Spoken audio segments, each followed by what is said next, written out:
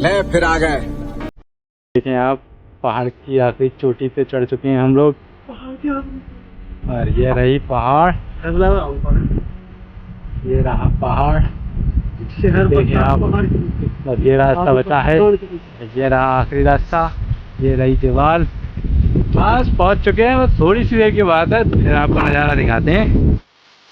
नज़ारा पहाड़ का, वो भी कौन सा वाले, कृष्णगिरी, इसको कहते हैं मज़ार। ये सामने दिखा है आपको, ये है मज़ार, और ये है टावर। देखें आप, आज आप लोग आई गए कृष्णगिरी के पहाड़ पे। पहाड़ के पीछे का नज़ारा, इधर भी देखो आप, कितने पहाड़ है।